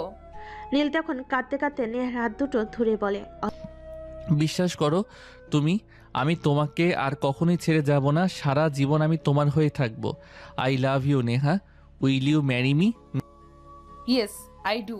অতঃপর নীল নেহাকে নিয়ে সোজা নেহাদের বাড়িতে চলে যায় আর নেহার আব্বুর সঙ্গে দেখা করে নেহার বাবা নীলকে দেখে বলে, আরে নীল, তুমি এতদিন পর কোথা থেকে আসলে, আর এতদিন কোথায় বা ছিলে? তুমি জানো তোমাকে আমরা কতবার খোঁজার চেষ্টা করেছি, কিন্তু কোথাও তোমাকে খুঁজে পাইনি। এদিকে তুমি কোথায় ছিলে? আসলে সিঙ্গাপুর চলে গেছিল, ওইখানেই ছিল এতদিন, কিন্তু আমার ভালোবাসা যে সত্য, আমার ভালোবাসার টানে তাকে ফিরে আসতে হয়েছে। এখন তোমরা দুই পরিবার মিলে আমাদের দুইজনকে একসাথে করে দাও প্লিজ। সেটা না হয় করলাম, কিন্তু সমস্ত আয়োজন কমপ্লিট হওয়ার পর যদি নীল আবারও এরকমটা করে তখন কি হবে বলো? নেহার আব্বুর এই কথা শুনে নেহা কিছু বলতে চাইছিল, কিন্তু নীল তাকে বলতে না দিয়ে সে নিজেই বলতে শুরু করে, না আঙ্কেল, এরকমটা আর কখনোই হবে না। আমি আর কখনোই নেহাকে ছেড়ে যাব না। নেহাকে আমি ভালোবাসি, আর খুব বেশি ভালোবাসি। তাকে ছেড়ে যাওয়ার কোনো প্রশ্নই ওঠে না।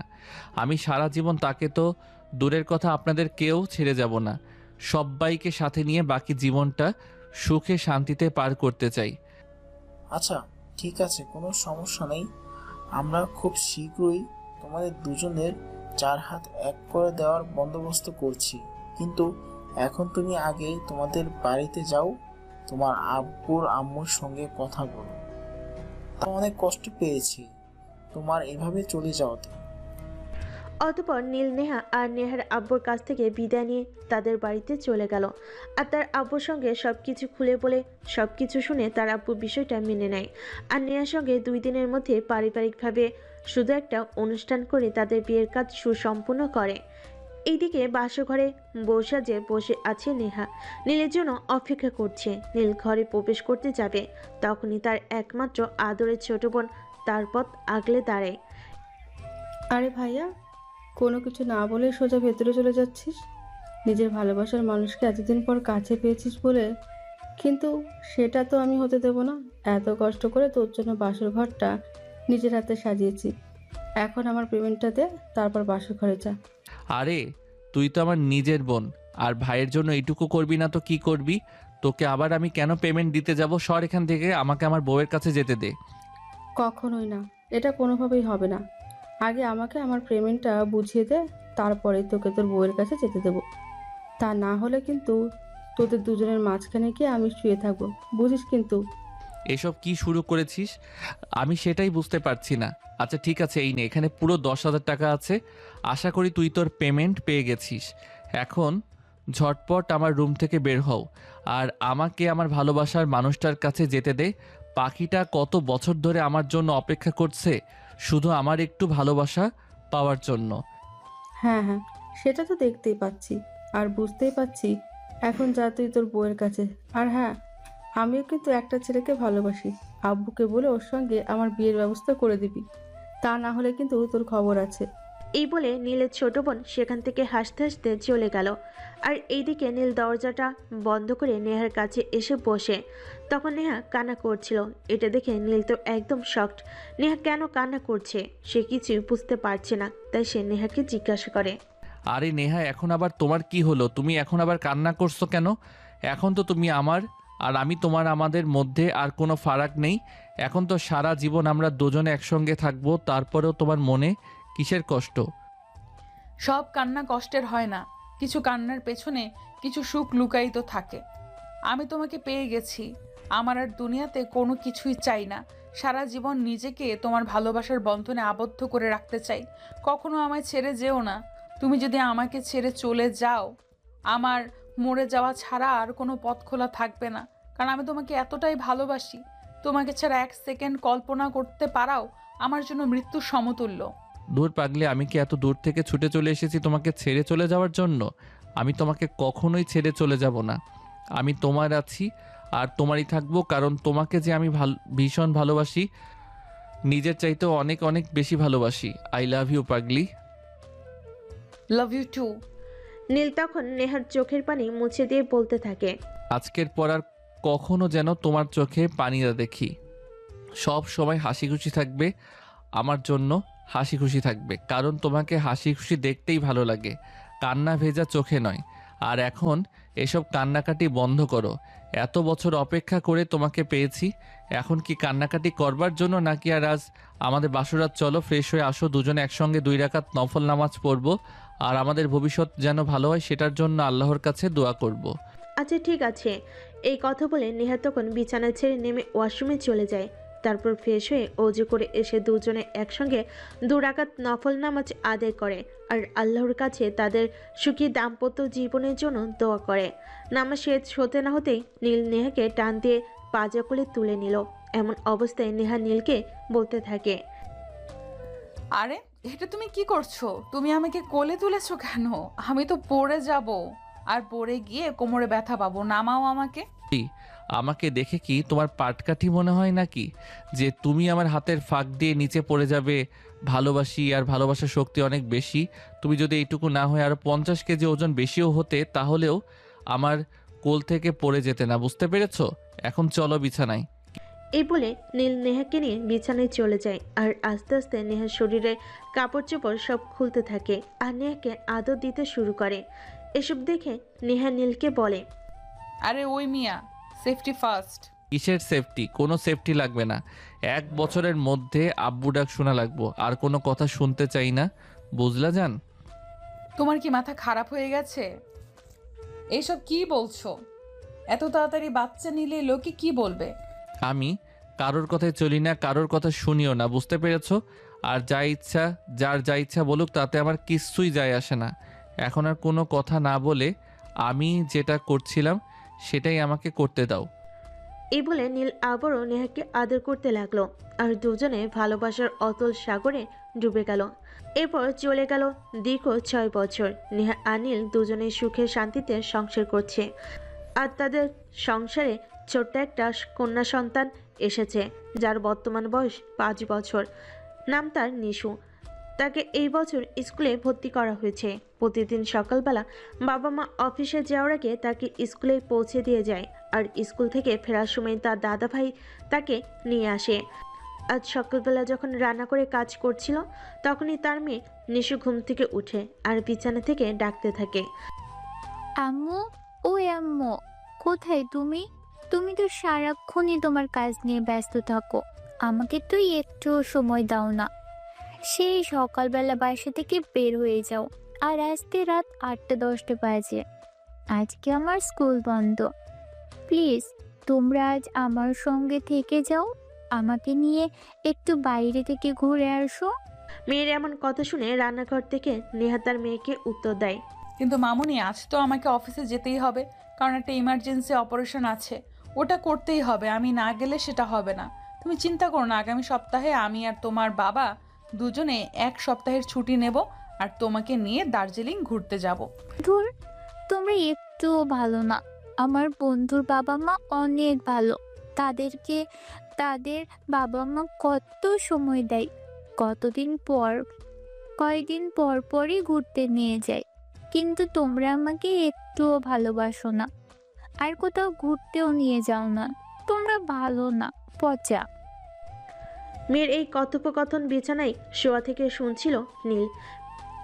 প্রায় সে বিছানার থেকে উঠে বসে, মেয়ের মাথায় হাত বোলাতে বলতে মেয়েকে বলে, মামুনি, আম্মুকে এভাবে বলতে হয় না। তোমার আম্মু সারাদিন অনেক পরিশ্রম করেন, তখন সকালবেলা তোমার আম্মু আমাদের সবার জন্য নাস্তা বানায়, তারপর তোমাকে স্কুলে পৌঁছে দিয়ে হসপিটালে যান। সেখান থেকে ফিরে এসে আবার সবার জন্য নিজের হাতে রাতের খাবার তৈরি করেন।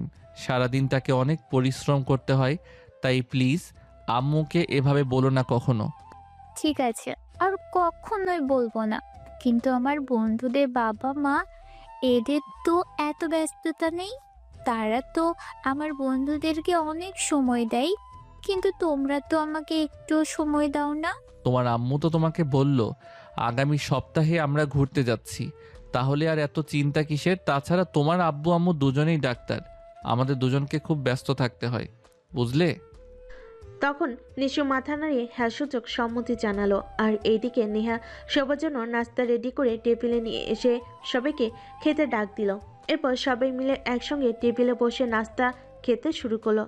তখনই হঠাৎ নেহার মেয়ে চেয়ার থেকে উঠে তার কাছে চলে আসে। এটা দেখে তার মেয়েকে সে বলে, কি ব্যাপার মামুনি, কি হয়েছে? তুমি নাস্তা ছেড়ে উঠে এলে কেন? কোনো সমস্যা নাকি? আই এম সরি আম্মু, আমাকে ক্ষমা করে দাও, তোমাকে ওভাবে বলা আমার উচিত হয়নি। ধুর পাগলি মেয়ে, এর জন্য তোমাকে আবার সরি বলতে হবে নাকি? এরকম তো তোমার মতো আমরাও ছিলাম। আমাদের আব্বু আম্মু আমাদের ঘুরতে না নিয়ে গেলে আমরাও এমনটাই করতাম, কিন্তু আমাদের আব্বু আম্মুদের এত ব্যস্ত ছিল না যতটা আমাদের প্রফেশনে। যাই হোক, চিন্তা করো না, আগামী সপ্তাহে আমরা সবাই মিলে ঘুরতে যাচ্ছি। Okay ammu, thank you so much, you are the best ammu. এই বলে তার মেয়ে তাকে জড়িয়ে ধরে আর সেও তার মেয়েকে আলিঙ্গন করে পাপ্পা খায়। এভাবেই চলতে থাকে তাদের দুষ্টু মিষ্টি ভালোবাসার সংসার। গল্পটা এই পর্যন্তই ছিল। কেমন হয়েছে কমেন্টে জানাতে ভুলবেন না কিন্তু।